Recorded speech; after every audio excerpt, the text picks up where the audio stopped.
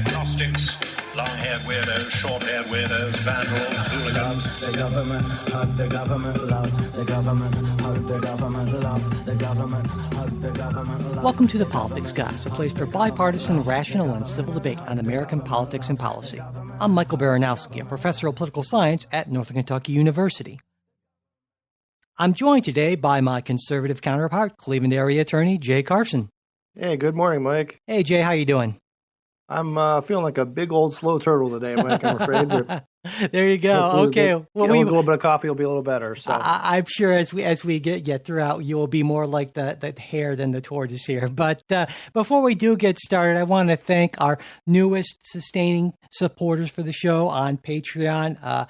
Wendy, Araceli, and also Mark, who recently increased his support. And Araceli, who's been a listener for several years, wrote in to thank us for helping her to think outside the Democratic box. And I think that might be more you than me, Jay, certainly.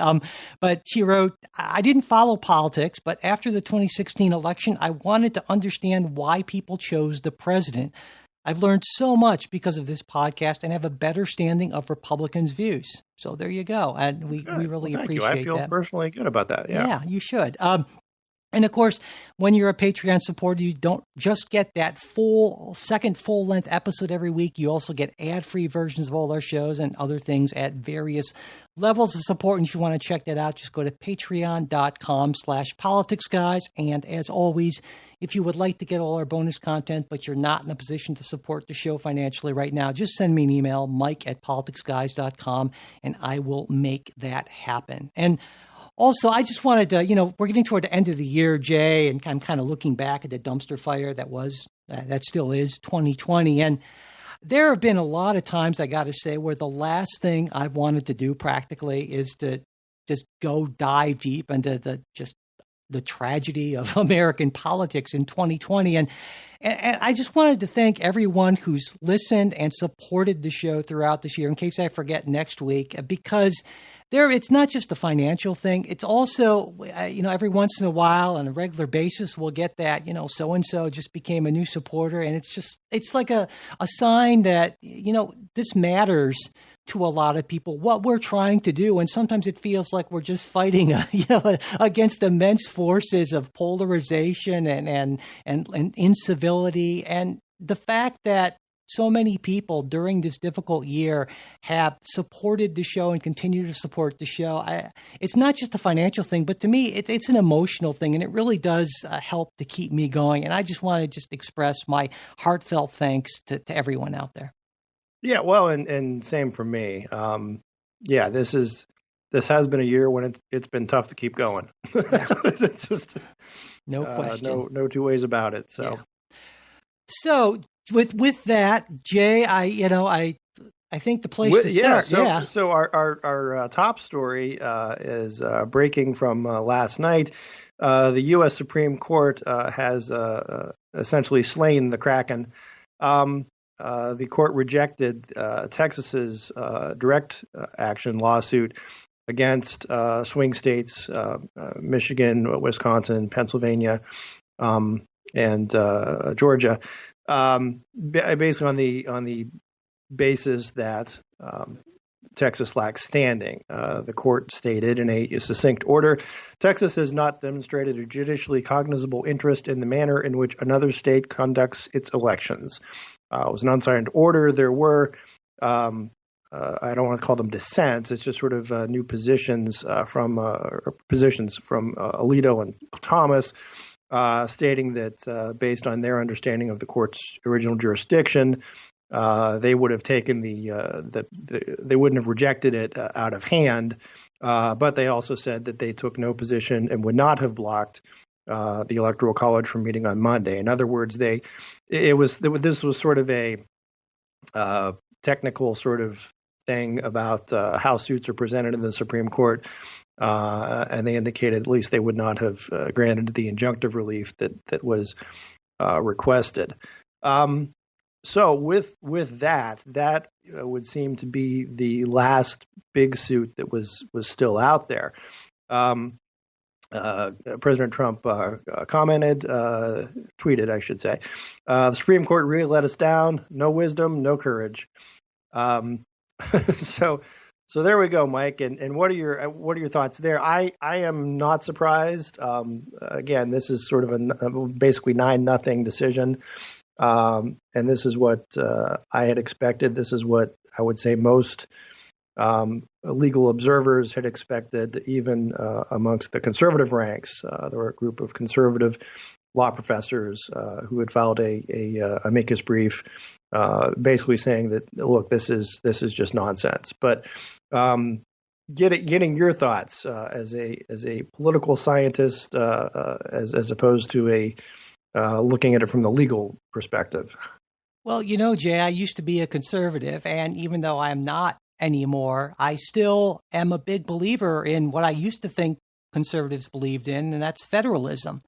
And it struck me as odd that the basis of Texas's lawsuit was essentially that we in Texas feel that we have a right somehow to tell other states how to conduct their own election, which is, if that is not an attack on the bedrock principle of federalism, and an attack that aside from Texas, 18 other states, states with at least Republican attorneys general, joined this lawsuit, as well as over half of House Republicans filed an amicus brief. So it strikes me as odd because, of course, under this theory, then if California, say, has an issue with Texas's voting procedures, it should be able to. And they do. Yeah, it should. That means that California should be able to file a case against Texas and have it heard by the Supreme Court. And that's a ridiculous theory, of course. And not only that, but if you read the lawsuit, Texas says, well, we don't ask this court to reelect President Trump, but of course,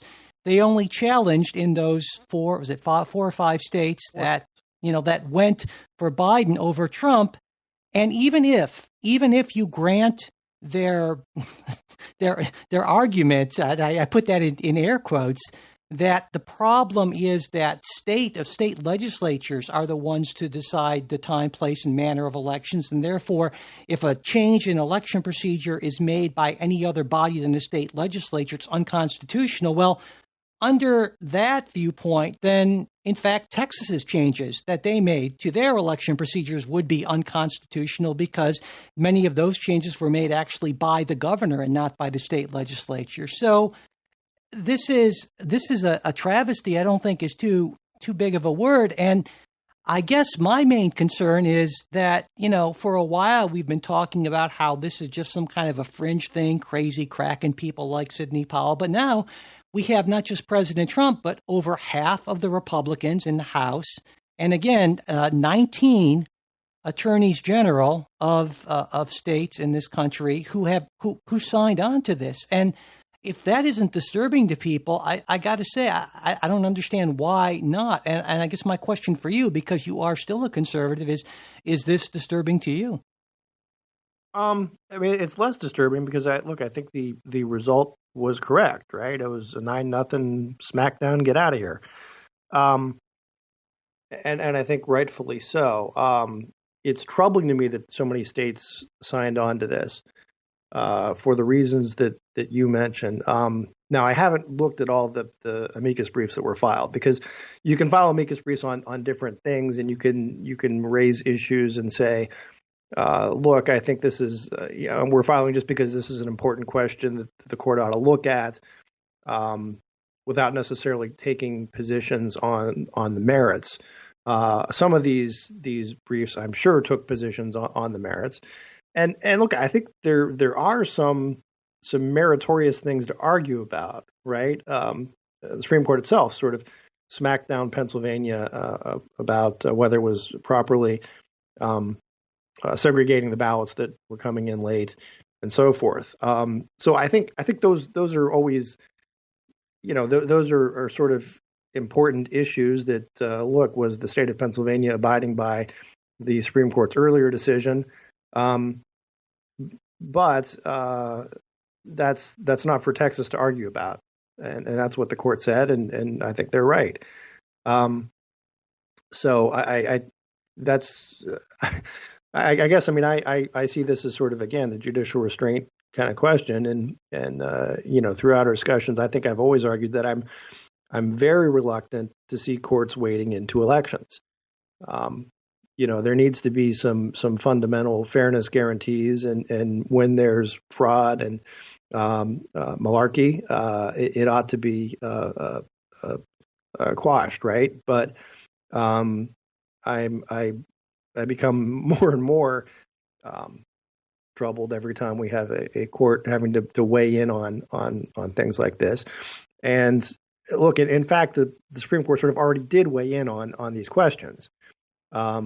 It just didn't give the result that Texas wanted. So, but I mean, more and more, the position that you have here is a minority position within your own party. Oh, I don't know about that. No, I mean, the fact of the matter is, if you look at the fact that, again, over half of the Republican representatives in the House filed an amicus brief. And I read that brief, and that brief isn't just some sort of general, elections have issues. No, that suggested that this should go forward, and there were issues that the Supreme Court should take up. This is not only that, again, but also that there were 18 other states that joined Texas in this, and not only that, the states trouble me more than the House of Representatives. Okay. And not only that, but Texas's Republican Party, which of course Texas is the Republican leaning, or the Republican state, the largest one in the country.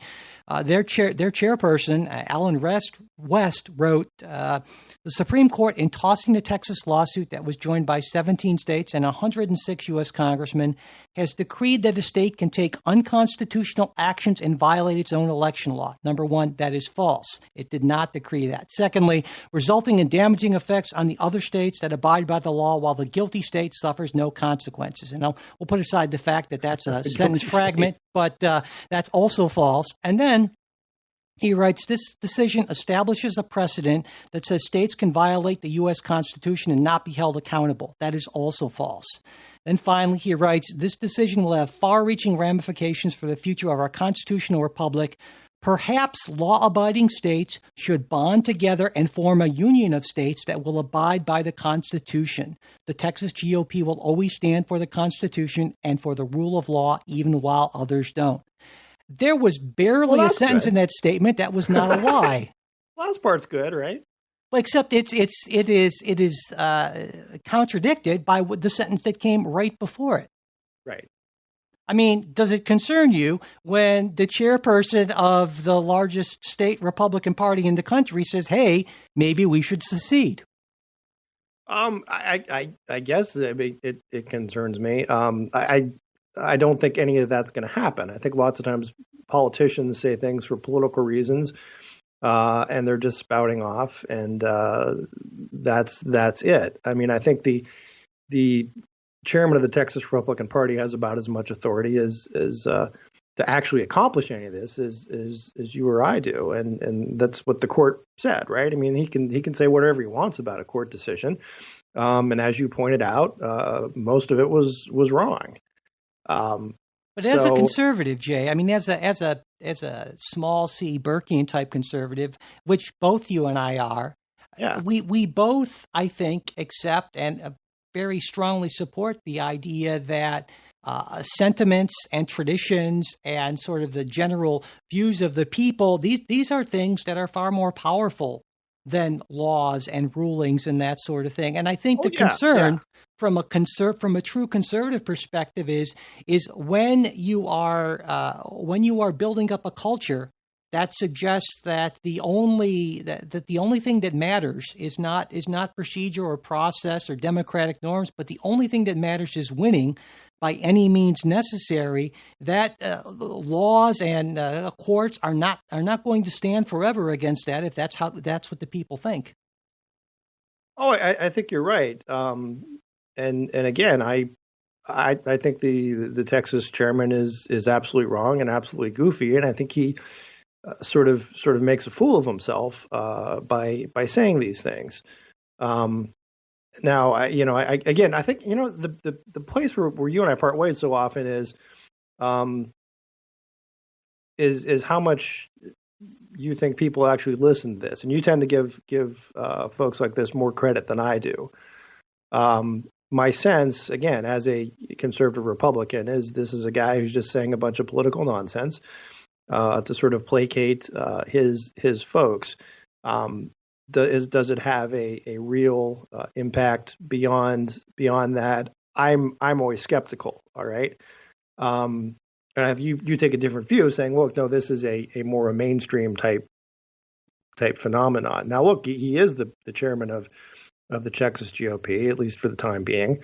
But I think it's, I mean, when does this? When would you say this becomes mainstream? Does it become mainstream when a survey says that 100% of Republicans believe the election was stolen? I mean, I guess what I'm saying is that it seems to me that I suppose that technically would be a mainstream belief, but well, what about now when over 70% of Republicans say that this election was stolen? How many say it? Over 70%. Oh. I mean, is that if that's not mainstream, and that's why I'm saying I don't disagree with you and your views on this necessarily, but what I'm saying is that you are more and more an outlier in your own party. Well, I suppose that could be true. Again, I am, when you have I'm skeptical of surveys also about, well, was the election stolen? Well, sure, yeah. What would it take? I guess, Jay. I'm not sure. I'm not sure. I think the, I guess here's. I think you would like to believe that people. It could be just I'm in a bubble, right? Because the Republicans I talk to and interact with and know a lot of, all seem to be of the, let's call it the Bill Barr, version, right? Who says, look, yeah, there were instances of fraud. They ought to be investigated. There are irregularities that ought to be investigated. But none of these things raise to any level of massive fraud, or this kind of bizarre vote switching type stuff, or Kraken type lawsuits that would overturn an election. Mm-hmm.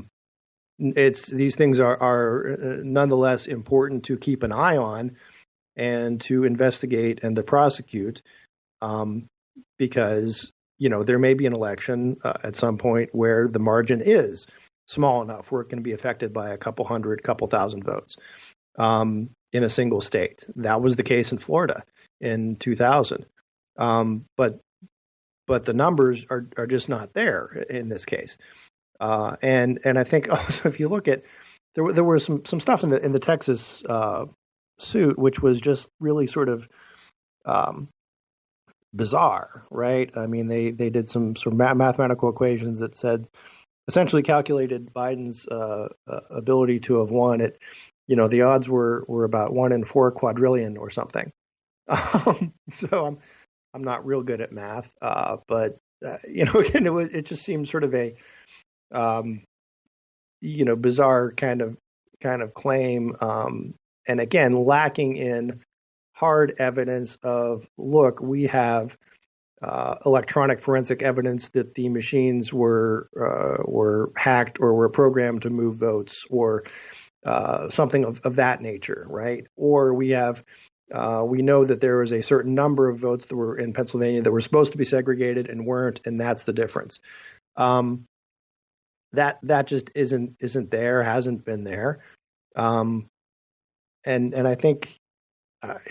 I hear what you're saying, Jay, and I agree. A lot of times, when I talk with folks who are libertarians, I often say, and if everyone were as rational and reasonable and kind of fairly well adjusted as you are, I would be a libertarian too. And I think that's the problem. I've spent a lot of time in the last month or so reading Red State, Town Hall, Newsmax, those places, and the stuff. Well, no wonder you're so goofed up. Well, the stuff that you see there, I mean, and these are, enormously popular sites, and it's some scary stuff. And so I think your bubble theory is right. And I tend to agree also with my probably one of my favorite conservative writers, Jonah Goldberg, who this week suggested that what's going on here is kind of along the lines. Certainly he agreed with you about the court did the right thing here, but that a lot of members of Congress and state attorneys general sort of felt that they could go ahead and do this because the court would bail them out. And absolutely, yeah. And he referred to these people. Jonah beat you, and Jonah beat me to it. That was going to be one of my next points. Was this was sort of a no consequence kind of vote for these guys? Except it's not no consequence, because it establishes and normalizes the type of behavior. And as Jonah Goldberg puts it, he calls these folks power-hungry jackwads defiling the Constitution in the name of sycophancy to Donald Trump. And I bow to Jonah Goldberg's rhetorical stylings there, and I think he's exactly right. And that's and I find that disgusting. Essentially, that seems to be the motive force, not freedom, not liberty, not states' rights or anything else. Just, hey, we win, you lose, and we'll do whatever it takes. And when power becomes the main motivating force of any political party, I think that political party's in a lot of trouble. Well, we'll see. I mean, again, the Democrats had nursed the whole Russia bit for 4 years. There were, going back to, I don't want to be like a whataboutism guy, sure. But what about? What about? There was something like, I remember surveys were saying that back in the early mid 2000s, something around in the neighborhood of 70% of Democrats thought that 9/11 was an inside deal. Right, inside job. Michael Moore's goofy documentary, Fahrenheit 9/11, that this was all done so the Bush family could build a pipeline to make money off of oil. All of this, is goofy conspiracy theory kind of stuff. But it was accepted and promoted, and Michael Moore sat next to Jimmy Carter at the State of the Union speech and was applauded. And this is. So I guess I just look at this as Republicans are saying goofy political things. I wish they wouldn't, because I think it hurts the party in the long run. But that said, they're giving into this their baser instincts with this kind of rhetoric. But I guess I'm skeptical about how much it really moves the ball in terms of what voters are going to do or not do. I wouldn't disagree with you. I I agree with you that we've seen this in the past, and there's a willingness to accept conspiracy theories across the board, I think. But I also think that it has gotten worse over time, and part of that is just the new media environment, certainly. And so that's why I am much more pessimistic. And again, I hope that you're right about this. I feel like a broken record saying I hope that you're right, but I do. And everyone should hope I'm right. Yeah, I know about that. But the next step here is that we're going to see the House, we're going to see the votes counted right in the next Congress, and it's almost certain that a member of the House is going to raise an objection to the electors in at least one state. And the question is, on January 6th, when this meeting occurs, will any senator join them to force a vote on accepting the electors from that state? And my thinking here is that certainly Donald Trump will be trying, and Trump allies will be trying very hard to get at least one Republican senator to go along with the House challenge. But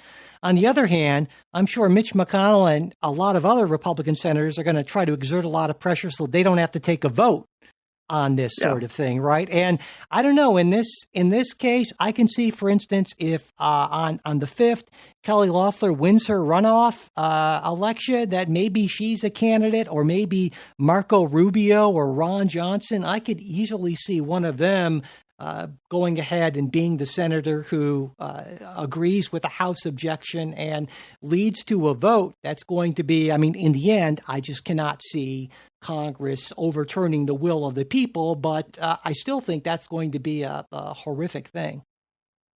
Yeah, I don't think that's going to happen. I hope you're right. For the same reasons. Look, we were a couple weeks ago when we did the election show.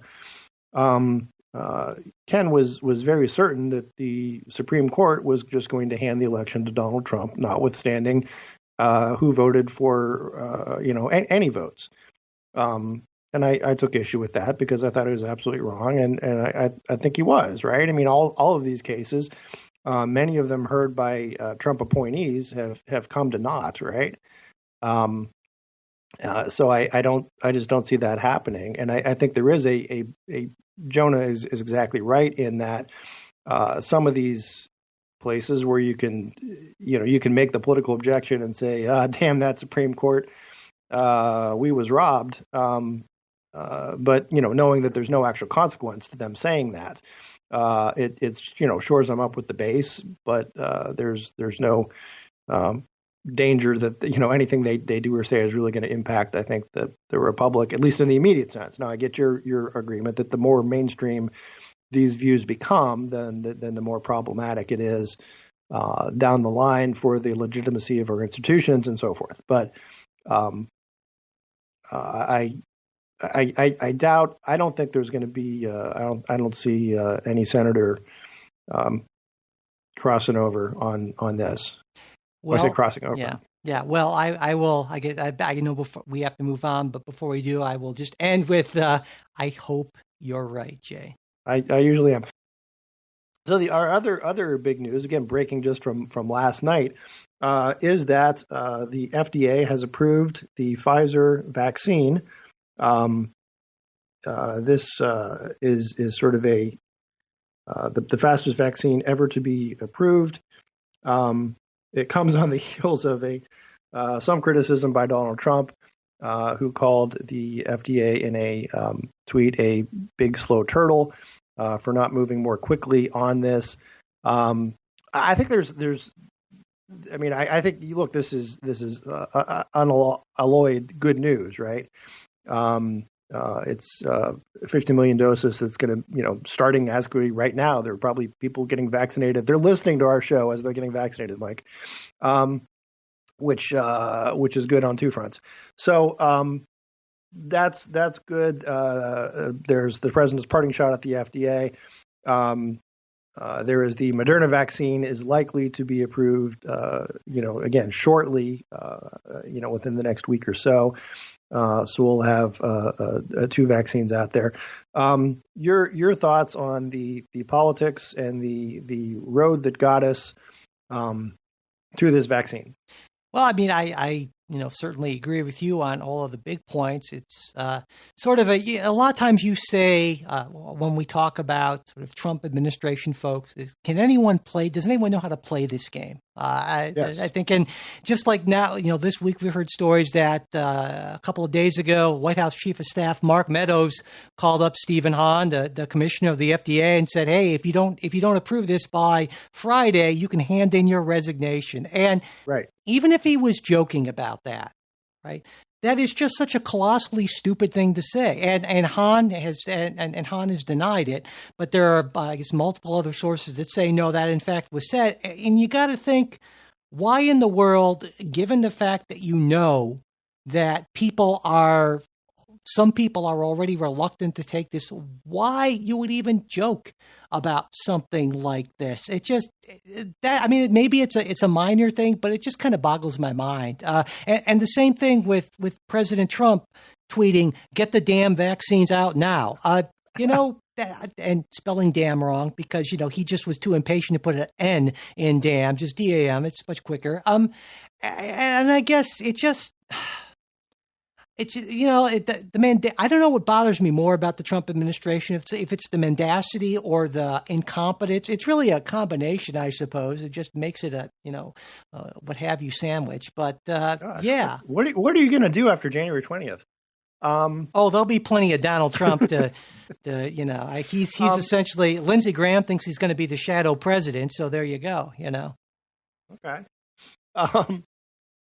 So. I mean, I can see, though, criticism of the FDA. There is a sense that look, this could be done quicker, could have been done quicker. England was ahead of us by about a week or two. You could say the Russians were ahead of it, but I think that's sort of a separate issue because I don't think anyone really, if you're concerned about American pharmaceutical companies and vaccines, well, I mean, let me introduce you to the Russians. So I don't know that that's an apples to apples comparison. But I guess there was still a sense that I've gotten, and this isn't, political. This is just, people talking on the street of like, look, are we ready to go? Let's approve the damn vaccine. And it seems that there was just, there's a feeling there were, okay, are a couple extra days delay in getting this done. Now, does that really change the equation long term? Probably not. Well, not at all, right? Because I mean, that's the whole point. I think that sense is out there.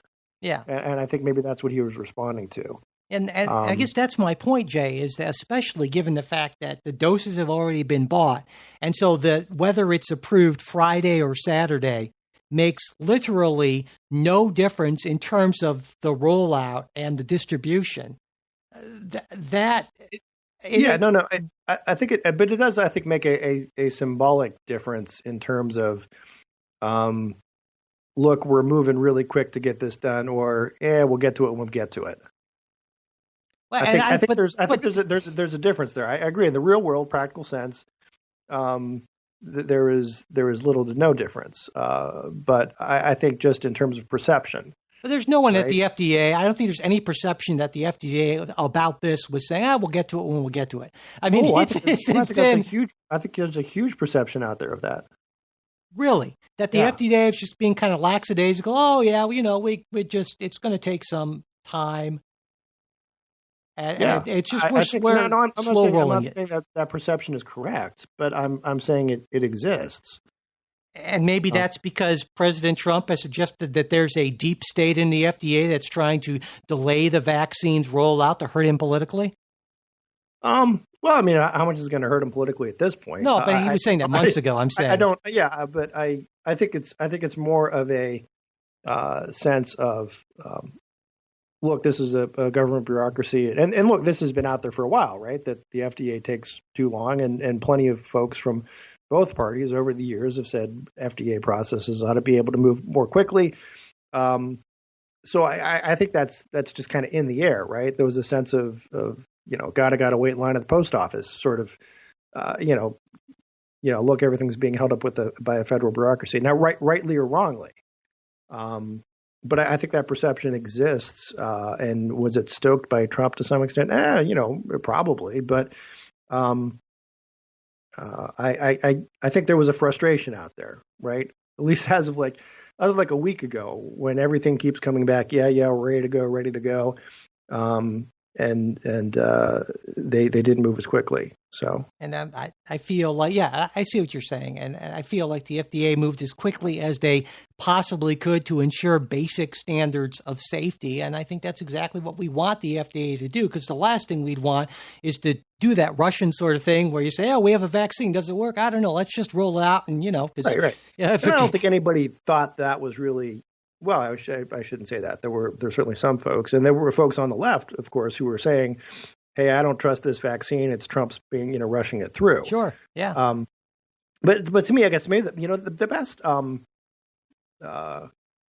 example or similar I can think is like if you're watching a football game and there's a close play, and they show the review and it's pretty obvious from the review what the result of the play is going to be. But then the officials go in the little booth and they're talking to New York, and it's taking forever. And you're looking like, hey, look, anybody can tell you, whatever, the catch was good. What are we waiting for? Let's get on with the game. That's the kind of sense that I. And I see what you're saying, and I get that impatience. But of course, this is a very different sort of thing because it's not that clear cut. I mean, there were in fact 4 people on that independent advisory board who didn't vote to approve it for everyone 16, or didn't think it should be approved for everyone. But part of that had to do with, who was it being approved? Not necessarily the underlying safety of the vaccine, but for certain people in certain age groups and that sort of thing. So, and my point is, this isn't just, well, was this pass interference or not? This is by far the quickest approval and development process for any vaccine ever. And, it's warp so, speed, baby. Exactly. And so it's super important to make sure that something isn't approved, that all of a sudden we find out there are major allergic reactions or other things like that. And now, and so I think the FDA did a great job under very trying circumstances. And while I certainly agree with your point that in the broader sense, on a regular day-to-day basis, that some procedures can be absolutely speeded up. In this case, I think they did a fantastic job in the face of a lot of pressure. No, and I would agree with you 100% of that on the merits, on the substance of it. I think it's more a question of optics. Yeah, I see that. Right. Yeah. I mean, let's put it this way: the FDA. Here's what you could have done. FDA chairman could have said, "We are going, just to let everybody know, we just heard back from the advisory panel. We're scheduling an emergency, super urgent meeting Friday night because we want to get this done right away." You know what I mean? That kind of statement just would have put to rest the Trumpian sort of, they're just dragging their feet. So. Okay. Well, go ahead. I would say, the larger point. You're just thinking. You're just cogitating. No, the larger point, not to be that we everyone agrees on, I think, is that it is excellent news that we have an approved vaccine, and we will shortly have a second approved vaccine. And it's nice to have some light at the end of the tunnel, especially given the fact that things are looking pretty bleak right now, and they're likely to look considerably worse in the next few months. So moving on to our next story, the Federal Trade Commission and a group of 48 attorneys general, that's all but two, have filed antitrust suits against Facebook. The basis of the suits have to do with whether Facebook's past deal activity violates antitrust provisions, squelching competitions by buying potential competitors.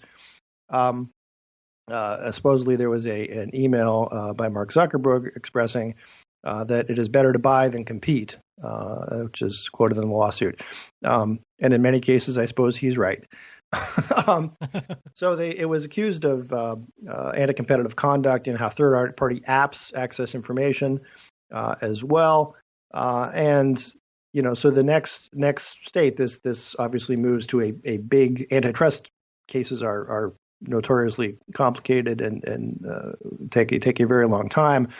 But I think it's interesting in that we have sort of a broad sort of coalition, right, of folks on all political sides taking aim at Facebook. And my sense, I'll let you should go with your sense first, but. Well, I mean, my sense is that on the facts, it seems incontrovertible, at least to me, that Facebook, of course, bought up potential competitors, and there's a documentary trail to kind of back that up, and of course, it's better than the Texas suit. Yeah, certainly. Yeah. I mean, of course, they bought Instagram in 2012 and WhatsApp 2 years later because they wanted to squelch the competition. And, the FTC approved both of those acquisitions. And I understand Facebook's case saying, hey, no takebacks on this. You said it was right. No, okay.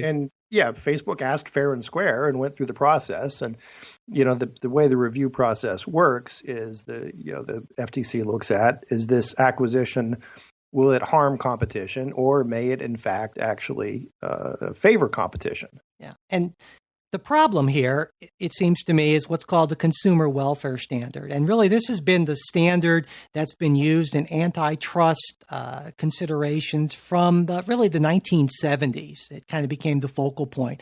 And basically, that means the question is, how will this likely affect prices? And the the kind of equation is, better consumer welfare means lower prices. And the problem, of course, is when a service is ostensibly free, at least free in terms of you handing over your money, that becomes very difficult to apply that standard in any meaningful way. And this is the issue here. And so it seems to me that in this case, what the FTC and the states are focusing on are really two things. Number one, effects on innovation. The argument being that having Facebook be just this one, one company that has essentially monopolistic power that squelches innovation, and that's bad for consumer welfare. And secondly, and I think this is a more tangible thing, the privacy concerns, pointing out that Facebook bought a lot of these companies. They had better privacy policies, and they changed those privacy policies. And so consumers are tangibly getting less in terms of privacy, whereas on the innovation front, it's harder to make that case saying, well, there would have been more innovation had there been more competition. You can't really point to something tangible there, even though that seems like a reasonable argument to make. It's not as substantive. Well, I think you can also say it's almost like there's an incentive to innovate so that you'll get bought out by Facebook. Yeah, there's that too. Yeah. It's sort of it's just sort of a different model. Instead of innovating to compete, let's innovate so that we can eventually, be enough of a thorn in their side that would just pay us off. Yeah. And I mean, in terms of the remedy that they're asking, the big thing that's been talked about a lot is that Facebook would have to sell off Instagram and WhatsApp, but also, and this is been a little underreported, that Facebook would have to allow third-party developers essentially unfettered access to their APIs, which is basically how they communicate with Facebook, essentially. And so the argument is that, in a sense, that Facebook shouldn't be allowed to discriminate in having access to their APIs. It should be sort of, if you want it and you meet these general standards, you can have it, but it's not like we will restrict access to this just because we see you as a potential competitor. Right. And I think that's pretty important, because that access is really, is a critical thing if you're trying to sort of grow some sort of a social media related type of service. Yeah. Yeah. No, and I think lots may remain to be seen. Again, antitrust cases are incredibly complex, and there's all sorts of expert testimony by dueling economists, it's not something that is quick and easy, and I guess you can just look at it and say, here is the just result, right? That you can look at this and say, yeah, this makes sense. Yeah, I don't expect this to go to trial. I expect there to be a settlement at some point on terms that are fairly favorable to Facebook, because I really think that Facebook has a fairly strong case here, legal case here, as the law is written. Now, I think that there's a problem with the consumer welfare standard. It made sense, as I described it. I think it made sense in a pre-internet age when we weren't talking about free, again, ostensibly right, free we're talking services. About, when we used to be talking about just how much is a consumer paying in money for the service. Yeah, I think what we need here, and this is something, we've talked about a lot on the show, is when you try to do a lot of this stuff through regulation as opposed to legislation, you're on much shakier ground. And so I think what needs to happen is I think there needs to be some serious reconsideration of antitrust law, updating it for the digital age, and not just through FTC regulations, but actually through acts that Congress puts into law. And I unfortunately don't see that happening. I don't know if you do, Jay. I think there would be yes and no, because on the one hand, here's the thing: the person who is sitting in the driver's seat right now, as far as that legislation would go, would be Facebook, right, and Twitter. It would be the big boys who would most likely participate in writing that. So I think they might welcome that. But it does open up a whole lot of messiness, doing things again out in the open. Not that regulations aren't out in the open. There's what's called public comment, and people read it and talk about it. But making people vote on it, I think is more difficult. And there's also there's the unintended consequences that, when you're dealing with something that is sort of a new industry, a new business model. And I say new, I mean, we're talking, it's, been 20 years, almost 15, 20 years. But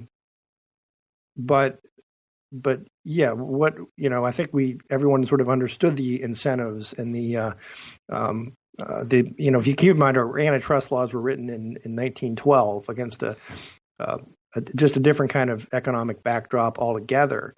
And even the anti-competitive type of behavior that was being prosecuted in 1912 is completely different from the type of anti-competitive behavior that was being prosecuted in 1990. Sure.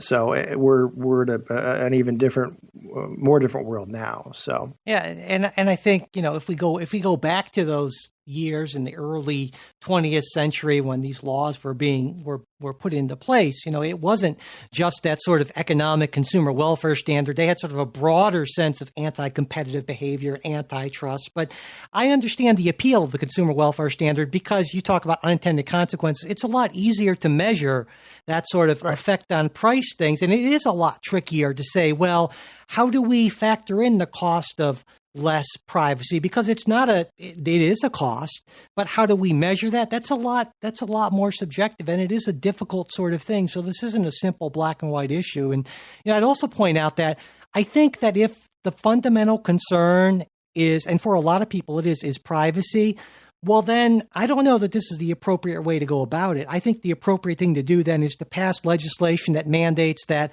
all competitors play by the same heightened privacy rules, which is essentially what the EU did with the GDPR regulations, right? And so this is kind of, I think this is just sort of a way to try to get at the Facebook monopoly, but it's not the most direct way of ensuring greater privacy. But honestly, Jay, I don't really see that there's a whole lot of public outcry about this.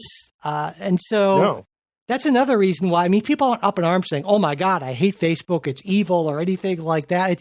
So I don't see there being much happening here in a way that achieves the ends of the people of the states that brought this suit, would like, basically. I think there's something out there, and this is something you talked about, a couple weeks recently.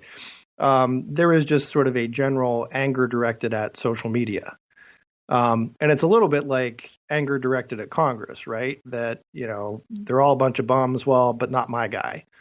So there are plenty of people who might say, yeah, social media, Facebook has too much power. There ought to be something done. But okay, do you want to change Facebook, or you have to pay for it, or have more limitations on what you can use? Well, no, really. You know what I mean? I think you're right. There's that sort of sense that there's a political thing why it's sort of a no-lose situation. For state attorney generals to weigh in. Yeah, on. I think you're right, and I think probably the main, if there's any sort of real world ramification for this, I think it's just going to make it a little bit more difficult for Facebook to acquire competitors in the future. That would be my sense of the big thing that's probably going to come out of this.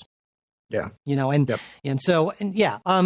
But also I'd say that in talking about what the public cares about, I think you're absolutely right. It's not about this. It's more about kind of the real problem with social media is that kind of driving polarization and people getting their tweets blocked, certainly president. Right. And so this doesn't address any of that, right? So although there is sort of you could make the argument, listen, if there were more platforms available, than the censorship of one platform's decision not to publish or to censor becomes much less problematic because there are plenty of other places to do it. Yeah, absolutely. If there's 5 newspapers in town and only one will report the story, well, that's okay. You're still getting reported in one. So I think you're right, and I think that's why a lot more of the focus that we hear from Congress on this has been about Section 230 and about that sort of thing. Which is, but again, those aren't antitrust issues. No, different issues altogether. Entirely sort of different thing. And one other thing I just wanted to point out, it's kind of interesting when you're talking about monopolies and some of the arguments that the attorneys and the heads of these social media companies make for what they consider competition. I think, at one point, like Netflix's CEO said, well, our main competitor is sleep. It's just really tough for us to and it's some of the arguments are really sort of almost like goofily humorous, but again, I don't really see anything happening for this, and even if it does, it's going to be certainly years coming, I would say. Yeah, and it will be, I think, some sort of negotiated resolution, much as as these big cases were in the past. Yeah, definitely. So let's move on. I mean, I guess the next thing we wanted to hit on was just state of COVID relief. And it sort of seems to be a 2 steps forward, 1 step back situation. Following up on our story of last week, the Senate did pass the defense authorization bill, which is a completely separate thing, but by a filibuster-proof majority. Veto-proof, yeah. Veto-proof. Even veto, both. So actually, yeah. Right, exactly. They did both. And, I guess the question now is they're also doing a budget reconciliation or a budget, keep us open, keep us moving. At this point, there have been some discussion of, well, would this include all the COVID relief? It doesn't look that way right now. The Trump administration has pushed for additional, personal relief to be in part of the package. And it seems where things have just stalled a little bit at this point, Mike. And I want to get your thoughts. And I don't know if there's going to be a whole lot to report or talk on this because we sort of don't know what we don't know. But you're more pessimistic than I am, so you can go first. Yeah, I mean, I expressed that pessimism last week, and I think the week before, because I don't really see a deal happening because there just doesn't seem to be enough of a willingness or appetite among enough Republican senators to accept any sort of significant state aid or to significantly cut down on COVID liability. And so I think the last best hope for anything before the end of the year, when all of a sudden millions of Americans will lose their extended unemployment benefits, which is a problem because, of course, jobless claims have surged much more so this month than was expected by a lot of analysts, is we might get a situation, and Mitch McConnell suggested this, that they just drop both liability protection and state aid and move something more along the lines of that kind of $500 billion bill that McConnell suggested earlier, but again, without the liability protection thing there. Right. And that was sort of our recommendation too, is let's start presenting just some straight ahead clean bills on specific targeted pieces of COVID relief rather than trying to do the grand bargain. I still think something like that is going to happen. Maybe piecemeal. I don't expect a grand bargain at this point. But I really think, Jay, the liability piece has just been something Mitch McConnell's been adamant about, and it's puzzled me for a while, but then it stopped puzzling me. And here's why. Number one, as an attorney, I'm sure you know that it's not like you can just kind of file a liability claim and all of a sudden the golden bank vault opens up and you're showered with money, basically. It can be pretty tough to prove liability, especially, as long as a business takes reasonable precautions. Businesses are protected from frivolous liability claims, and it's even more difficult to demonstrate if you have something like a pandemic, because you have to be able to link your injury with that specific business. And so when it's everywhere, that's even tougher. And when you look at the lawsuits that have been filed about COVID, only so far 18 have been filed by customers against businesses for personal injury, and another 76 at this point, by last numbers I had, by employees for lack of PPE or exposure. And so it's not really a thing. And so, but I think here's my kind of trying to get into Mitch McConnell's mind. It's a great way to sort of symbolically stand up for businesses and also to try to force out what a lot of Republicans really don't want, and that's the money to states. And so it's just a poison pill, basically. I think there's some of that. Part of this, I think, though, is also early in my career. I worked at a firm where we did defense of a lot of asbestos-related cases, and the way asbestos cases worked then, and I think still work now to the extent they're still around. The way asbestosis, and the cancer that that you get from asbestos, was weird in that it has such a long latency period. So what you would have would be plaintiffs who would say, "Look, I was exposed to asbestos." Well, where? Well, they would list then all of the places they potentially could have been exposed over the past 20, 30 years. And you would have, they would do these depositions, and they do them at hotel ballrooms because there were this many defendants. And you would go on for hours asking each plaintiff, well, do you remember ever seeing this product? Well, no. How about this product? Well, yeah, maybe. And the result was it was this massive suit against sort of everyone, even related in the industry, right? Whether you produced it, distributed, had a product with it, and asbestos was everywhere in sort of our World War II through post-war period. I think there's that concern, that you would get this suit that would say, and you could get a whole lot of them, saying, I contracted COVID. Well, where'd you contract it? Well, let's see, I went to this place one day, I went to this place another, went to this place another. And essentially what happens then is all those defendants have to prove their innocence, right? It sort of flips that they have to, and the expense in doing this can be significant. So it was always a really big deal if you could get out of one of these cases where a plaintiff could not identify ever having had one of your products. That was a big deal because it saves you the potential cost of trial. And look, in almost all these cases, there's typically a settlement. There was a big, massive federal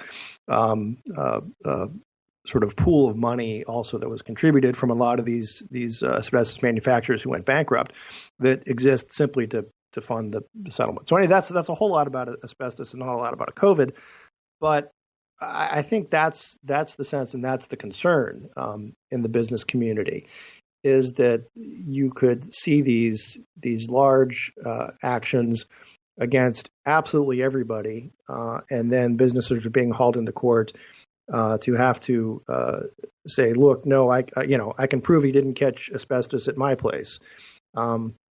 And that's difficult and expensive and time consuming. So I think that's the thing. Now that said, many states have already passed their own forms of liability protection. Federalism. This would apply.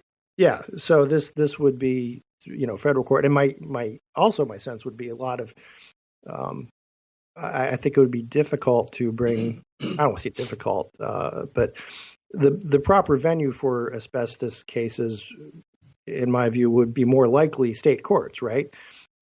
Just because of the way jurisdiction works. Now, could you have contracted it at your state and you have one company suing another, or an out-of-state company that does business in your state and then you contract? Absolutely.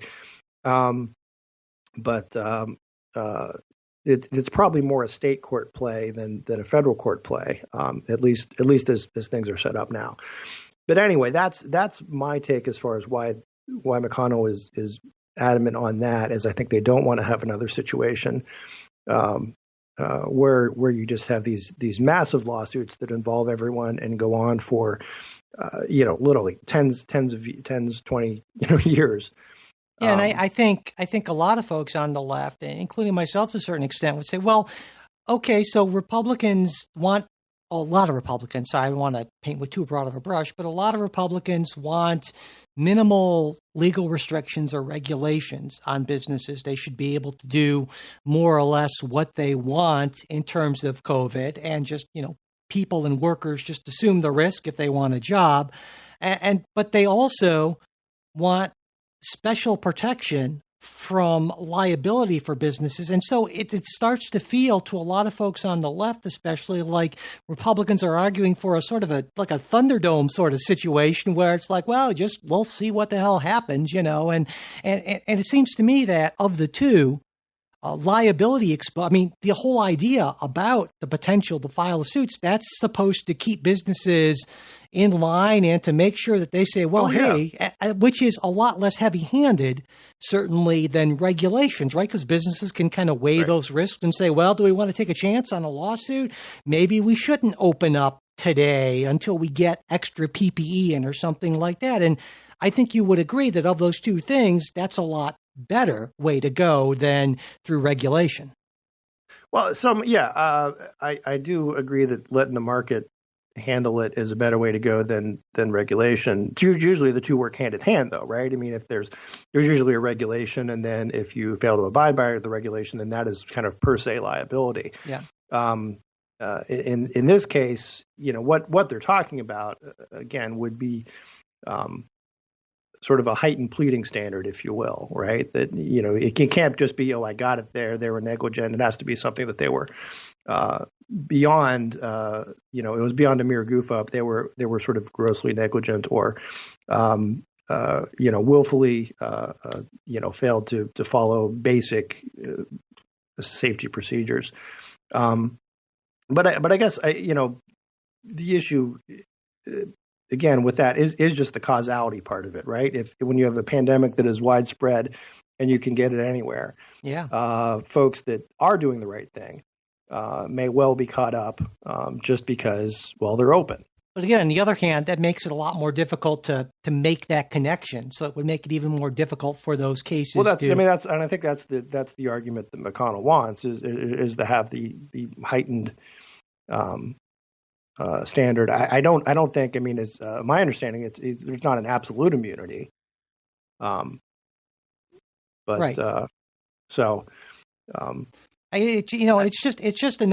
It's another case where I think I know a lot of folks on the left say it just feels like that once again, the Republican sort of mainstream position is to imperil workers and consumers for the sake of the people who are paying their campaigns and the businesses and that sort of thing. And it seems like, if nothing else, it feels sort of tone deaf, even if you don't necessarily accept that explanation of things.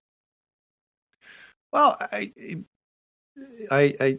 don't accept it. I just would point out that the counter view is that we don't want a situation where businesses are afraid to open up because they might be named in a lawsuit, even if there's no basis for that lawsuit against them.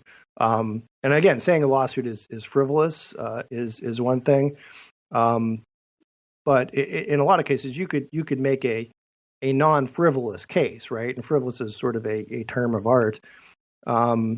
That look, I actually was at this place. Yes, I actually did get COVID. They were out of hand sanitizer that day.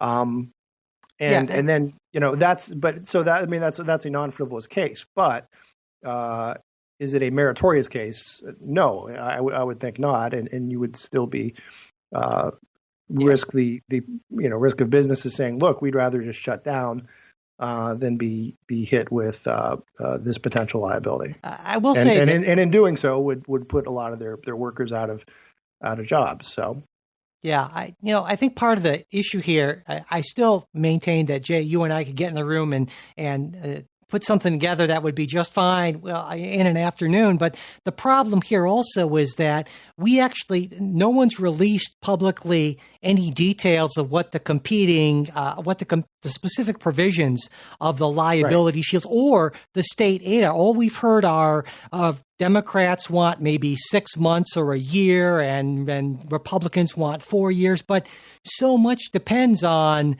what those specifics are and what the standard is. And we haven't seen any of that, just like we haven't seen any of the specifics of the offers on state aid. How is it tied to, COVID outbreaks or what it can be spent on? We have no idea about anything. So in a way, we're sort of arguing in a informationless vacuum in this way, because I think you and I probably generally agree that state aid could be put together in a way that doesn't give some sort of unfair advantage to fiscally irresponsible states pre-COVID, just like I bet you we could agree on reasonable liability protections that could somehow, that would still allow people to bring suits, but that would also make sure that businesses still had that concern in mind so that they just wouldn't open up with reckless disregard, Yeah. And so that's... And like I said, a lot of state legislatures have done that already. Including Ohio? Yep. Including Ohio. And what all, I guess I will look at this and say I think that's actually reason for optimism that we don't see these proposals out there, because that indicates that maybe there's room for talking and no one has started drawing lines yet, right? But we'll see. So I know we're running short, but your prediction, do you think we're going to get some sort of a stimulus deal before the end of 2020? I'm standing with my prediction that yes, we will get some sort of a stimulus deal. Okay, and you know what, Jay? I've been so resolutely pessimistic for the last few weeks. I'm going to agree with you. God help me. I'm going to agree with you and say that we will get some sort of a small-ish deal, just enough at least to kind of ensure that people whose unemployment benefits will run out will get some sort of extension, and then there will be a larger deal, a more comprehensive deal at some point early on in the Biden administration. That's my prediction. I think that is a good prediction. Okay, well, let's hope so. Well, I think that about does it for today. But again, remember, if you would like a second full-length Politics Guys episode every week, you can get that by becoming a Patreon supporter. And this week, there were a number of things that we were hoping to get through, like, for instance, Joe Biden's cabinet-level picks to this point, especially his DOD pick. I think there's a lot to talk about there, certainly, and the whole idea of civilian control of the military. There's the Hunter Biden investigation. Certainly, that's been a big story, especially on the right. And also the fact that we're seeing a whole bunch of federal executions now, something that also we will get into, and maybe even take some listener comments if we have time to do that. And again, all that is something you can check out if you become a Patreon supporter. And again, if you can't afford to become a supporter, just email me, mike@politicsguys.com, and I will get you all set up. And, if being a monthly supporter is too much of a commitment, but you'd like to help us out occasionally, you can do that too through PayPal. You'll find a link on our website. It's politicsguys.com. And something that doesn't cost anything and it really is helpful is subscribing to the show, leaving ratings and reviews, and especially sharing episodes on social media. Can't emphasize how important that is, getting the word out there. And if you just want to get generally in touch with us, mail@politicsguys.com. There's also our Facebook page, facebook.com/politicsguys page. And we are also on Twitter @politicsguys. Special thanks to our executive producers, Bruce Johnson, Wilma Moreno, Andra Masker, Daniel Toe, Chris Wilkerson, and Nathan Sosnowski. We'll be back with a new show next week. We hope you'll join us.